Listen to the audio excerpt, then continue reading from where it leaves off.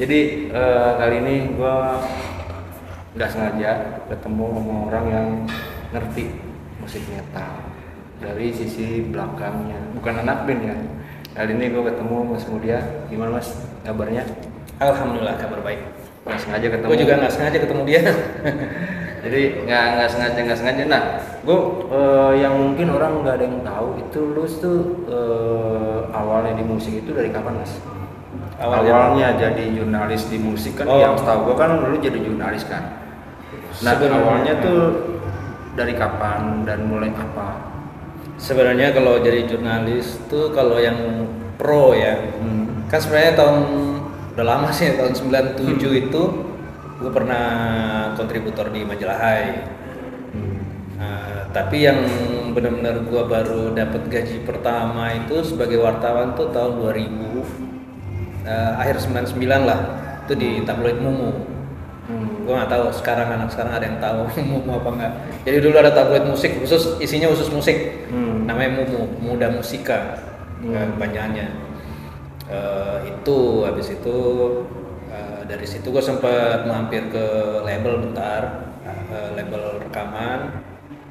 Terus 2000 gue sempat bikin .com juga waktu itu, musik keseluruhan namanya musikmu.com tahun 2003 lah. 2003 itu zamannya .com masih baru banget.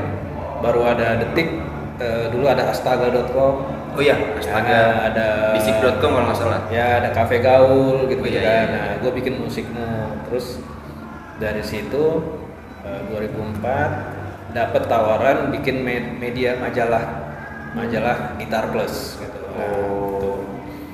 Tuh kalau kita plus ya lumayan lah, di situ lumayan lama. Habis itu gua 2016 gue bikin musik keras. Nah, sambil gue juga jadi manajer band. Ya, gitulah. Manajer band lumayan. Nah, kenapa di musik keras? Kenapa lu bikin musik keras nih? Gue bikin musik keras tuh sebenarnya embrionya itu udah dari waktu gue di Gitar Plus. Jadi di Gitar Plus tuh gue bikin suplemen sisipan gitu namanya Metal Pit. Sebenarnya gue dari Gitar Plus itu gue pengen bikin Metal Pit sebenarnya. Cuman waktu itu gue pikir kalau Metal Pit itu terlalu metal gitu. Konotasi orang mikirnya itu metal kan, udah namanya aja udah Metal Pit kan. Jadi gue ubah jadi musik keras dengan huruf K-nya cuma satu karena biar lebih lebar. Jadi pokoknya rock sama metal tuh dan turunannya. Kenapa musik keras? Karena ya satu, gue sebenarnya suka semua musik ya. Gue nggak bisa dalam sehari nggak dengar musik, gue nggak bisa gitu kan. Tapi musik keras ini emang salah satu sisi gue yang gue suka gitu kan. Dari kecil emang udah dengerin rock gitu. Lama-lama makin ke metal gitu kan.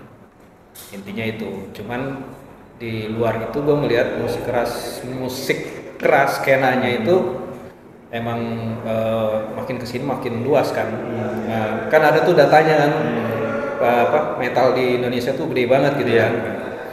Dari situ karena ini rock dan metal itu sebenarnya kan segmented, orang bilangnya kan, musik yang segmented. Tapi anehnya penggemarnya banyak banget justru, sangat masif. Jadi segmented tapi masif, malah kalah sama pop gitu. Pop dan mereka loyal militan gitu kan. Lu bikin konser pop, mereka pasti nyarinya yang gratisan. Tapi kalau metal enggak gitu, lu bayar tiket gitu. Dan dari kacamata lu nih Mas, musik metal di Indonesia ini secara global ya, menurut lu gimana sih di tahun 2025 ini, dari tahun lu ngejalanin di musik keras itu gitu, dari tahun 2016 mungkin sebelumnya ya, di sekarang itu gimana? Kalau gue ngelihatnya karena ini sangat kuat pengaruhnya dari sosial media, internet. Jadi semua informasi orang bisa langsung terima gitu kan. Kalau zaman dulu kan orang terimanya misalnya denger Metallica, denger Sepultura, akhirnya di Indonesia muncullah yang kayak Metallica, yang kayak Sepultura apa gitu-gitu kan. Tapi sekarang semua orang bisa mengakses apapun yang rilis di dunia ini gitu kan. Ya kita ngomongin Amerika Eropa lah ya. Amerika, Inggris, Eropa tuh anak-anak sekarang pun ngikutin semua apa yang keluar, trennya seperti apa. Jadi apa yang terjadi di luar kurang lebih terjadi juga di sini gitu kan. Nah, gue ngelihat sekarang ya sangat-sangat berkembang gitu. Jadi musik tuh nggak monoton gitu. Even di metal pun tuh berbagai genre tuh sub genre banyak banget gitu yang akhirnya lahir di itu gue rasain sendiri karena di musik keras kan banyak yang nge-DM, yang email. Karena gue ngeliat mulai dari pop, punk rock, sampai heavy rock, sampai grunge, alternatif masuk ke metal, thrash metal, metalcore, hardcore apalagi sekarang jadi gede banget. Kayaknya hardcore sekarang lagi apa ya? Modern hardcore ya terutama ya. Itu lagi naik banget gitu. Selain itu yang lagi naik itu apa? Selain Kalau sekarang deathcore lah, deathcore lagi banyak. Tapi itu pun sebenarnya udah crossover ya. Jadi ada deathcore-nya, ada metalcore-nya, ada post hardcore-nya gitu. Jadi kalau misalnya kayak orang dulu melihat metalcore misalnya chorusnya biasanya nyanyi gitu kan, ya kayak Kill Switch gitu-gitu kan.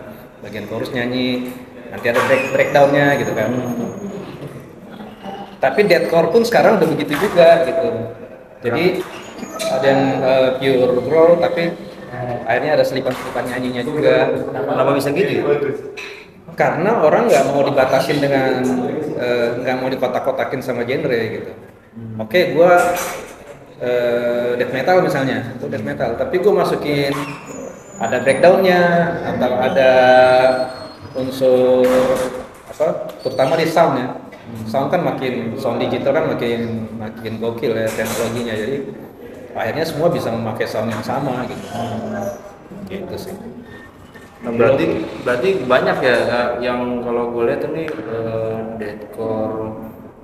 Dan sekarang yang lagi naik selain deathcore apa sih mas? Sebenarnya apa ya? Dari kacamata lo deh, ini kacamata lo yang memang penikmat musik keras nih. Tergantung sih karena semuanya ada pasarnya masing-masing kan. Kayak misalnya kalau deathcore kan di sini mungkin kayak Revenge the Pain misalnya kan. Ya. Itu kan deathcore banget tuh. Tapi ada juga yang mungkin mengambil setengah, ada metalcore-nya, misalnya kayak 510 tuh siapa 10 itu Ya. atau misalnya kayak misalnya Death Squad lah misalnya yang sekarang. Jadi dia nyebrang ke ya udah crossover kemana-mana tuh, ada progresifnya, ada death metalnya, ada modern metalnya gitu-gitu kan, ada progresif metalnya gitu, macam-macam. Kalau misalnya kita mau mau bikin genrenya apa ya, post hardcore, begitu dia agak lembut dikit bisa ke post hardcore gitu-gitu. Kalau yang baru-baru tuh kan misalnya ada kayak apa namanya, yang anak Depok tuh, band Depok, vokalisnya Cewek B-Force. Kayak gitu-gitu tuh. Nah itu apa tuh B-Force? Itu sebenarnya dia metalcore sih sebenarnya. Kalau di luar tuh ada kayak band Spirit Box. Nah itu modelnya itu metalcore sebenarnya. Cuman metalcore tapi misalnya sound gitarnya agak-agak gen. Mulai kayak Periphery gitu-gitu kan. Lebih kencang ya? Ya, Between the Buried and Me itu banyak banget. Berarti jadi sekarang pokoknya intinya sekarang tuh orang bikin musik udah nggak mau. Jadi dia cuma garis besarnya aja, benang merahnya. Misalnya, gue band punk hardcore misalnya, hardcore punk gitu kan.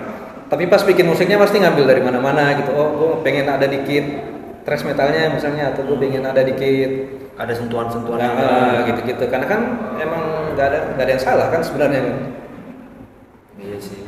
Karena misalnya lu mainin hardcore, band hardcore kan banyak banget. Kalau lu misalnya benar-benar ngikutin pakemnya hardcore aja, mirip-mirip tuh semua. Kan nggak bisa dibilang salah. Nggak ada yang bisa sih. Tapi menurut lo nih, sekarang banyak kan musik metal nih di subgenrenya ini, menurut gua tuh berlimpah sih. Deathcore, dari post hardcore, bahkan dari emo yang memang udah menggaungi semuanya. Tapi menurut lu prediksi lu tuh bisa nggak untuk 5 tahun lagi, 10 tahun lagi mana yang bertahan nih? Yang tetap masih ada garis kerasnya itu di benang merahnya itu. Ya benang merahnya pasti ya balik lagi ke metal itu sendiri gitu kan. Dia di metal tapi dia nggak, gua rasa itu akan selalu berkembang gitu kan.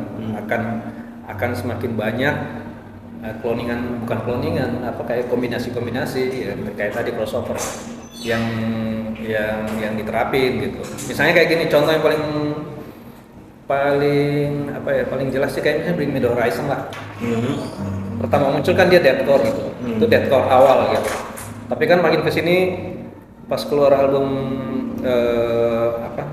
Spirit itu kalau nggak salah ya, mulai di situ tuh dia udah mulai ada post hardcore, ada emo-nya dikit, ada alternatifnya dikit.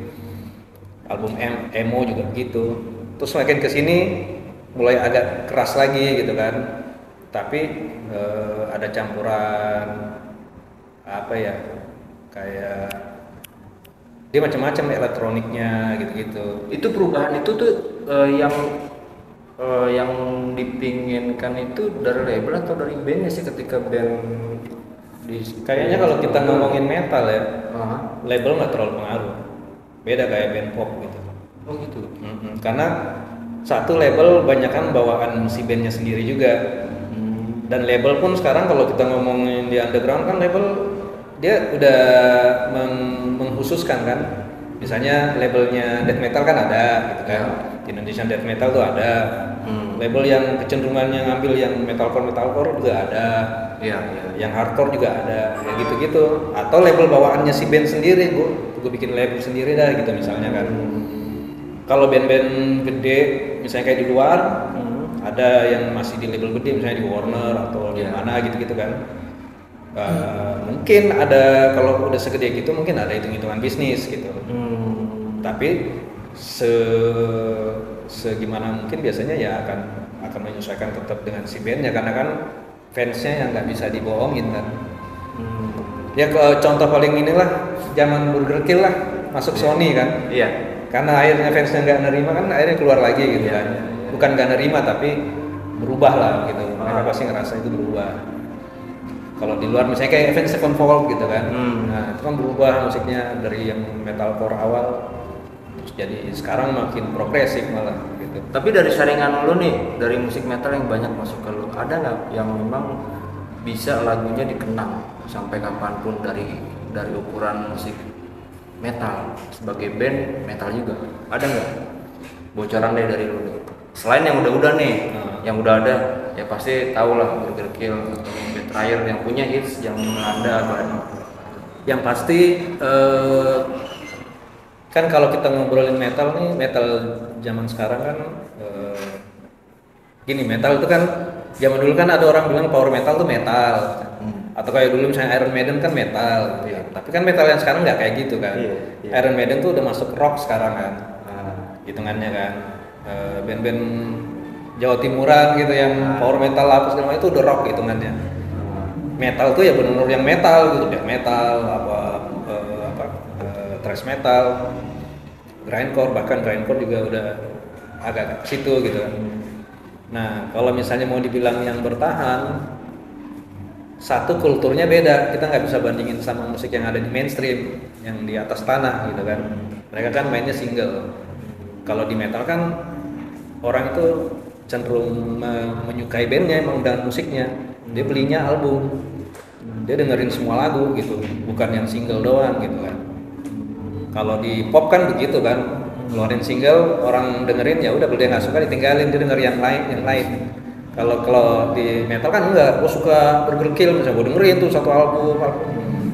Nanti kalau misalnya lu kan malu tuh, misalnya ditanya lu penggemarnya fansnya siapa, Burger Kill, lu taunya album yang mana, dia nggak bisa jawab. Nah itu kan malu kan. Kalau di pop mah nyantai gitu kan. Gue nggak suka tuh Noah misalnya, gue senengnya misalnya Drive atau siapa gitu kan, kayak gitu. Kalau di metal kan militan gitu kan. Lu kalau misalnya kalau dengerin metal kan lu nggak, misalnya lu dengerin Slayer lah, emang lu dengerin satu lagu doang? Lu nggak kan? Iya, satu album. Iya, satu album lu dengerin gitu. Kalau emang lu suka, lu Iya. dengerin sampai kapanpun Gitu. sama lagu-lagunya. Nggak main single, jadi makanya yang jadi positifnya juga karena akhirnya mereka masih bisa jualan CD, masih bisa jualan kaos, merch gitu kan, dibeli. Kalau di mainstream kagak ada tuh beli-beli begituan.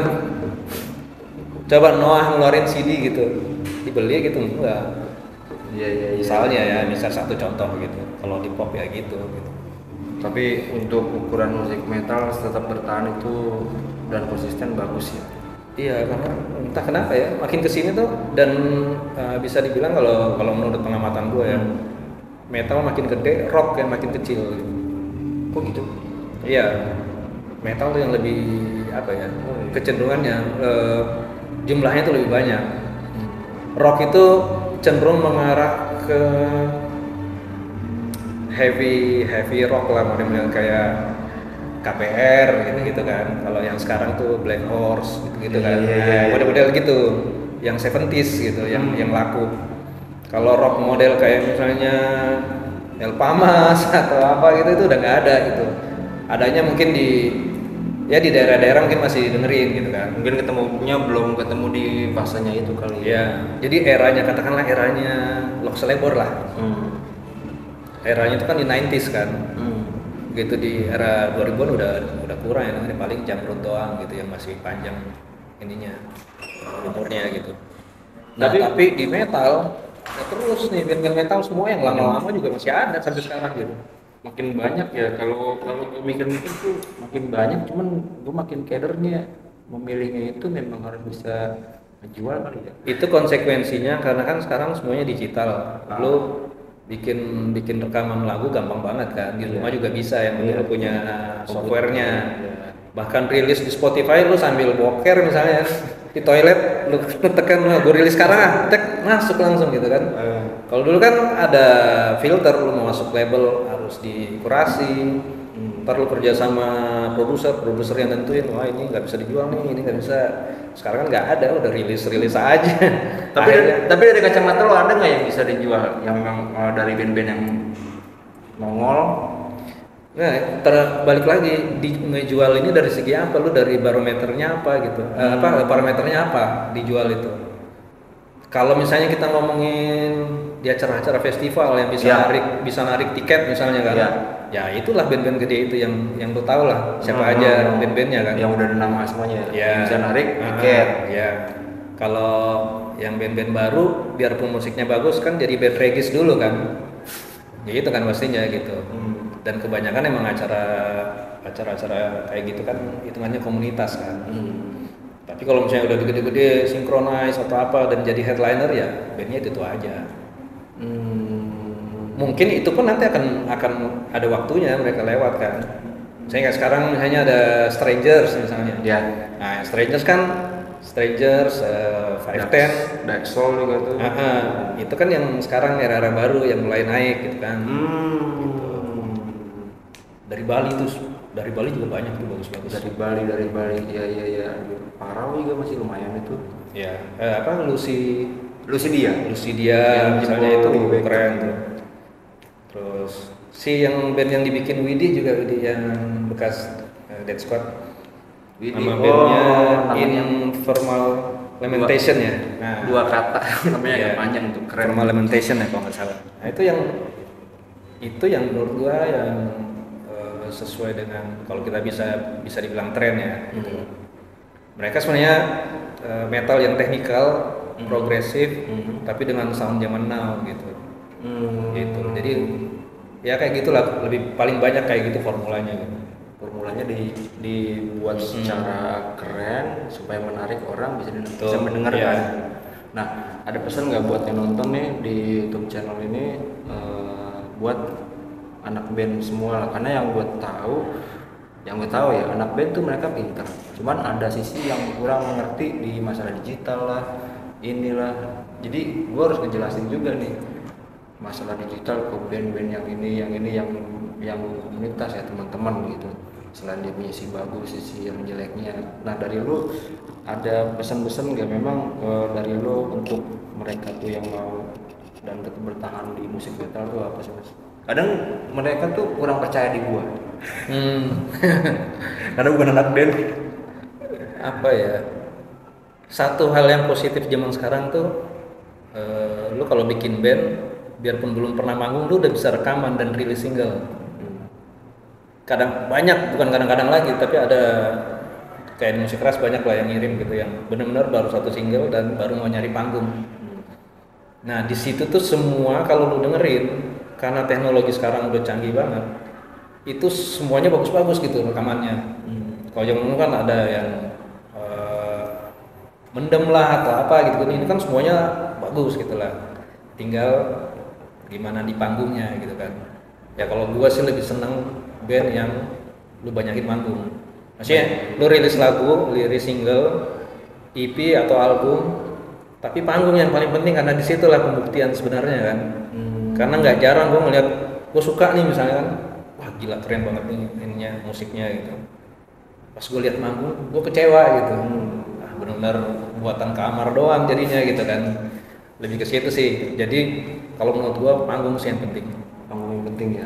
Disitulah masa, karena kualitas rekaman semua orang udah bisa bikin yang bagus gitu. Kalau dulu kan benar-benar harus menguasai teknik rekaman kan, pakai mic-nya apa gitu kan, Analog 16 bit apalah macam-macam gitu kan, micingnya seperti apa gitu kan, ngolah soundnya seperti apa. Kalau sekarang kan tinggal mencet, plugin banyak gitu kan, mulai di Pro. Terus satu lagi karena itu apa, pinter-pinternya berkreasi, karena kan kalau lu ngandelin plugin semua band pakai, akhirnya jadi seragam kan soundnya. Jadi makanya kalau misalnya kayak band-band rock model-model yang 70s yang gue bilang tadi, ada beberapa yang balik ke cara lama tuh, benar-benar rekaman analog apa segala macam, karena pengen dapetin feel-nya kan. Tapi kalau metal apalagi yang ngandelin presisi gitu kan, kayak deathcore kan presisi, model-model kayak mereka kan Godfather-nya Meshuggah gitu-gitu kan. Nah itu emang harus dicari presisinya, harus benar-benar ketukannya nggak boleh, temponya nggak boleh salah gitu kan. Tapi kan semua itu teknologi bisa diakalin gitu. Jadi tinggal panggungnya aja. Tinggal panggung. Di panggung keteteran ya udah kelar. Gitu. Thank you banget nih. Siap, sama-sama.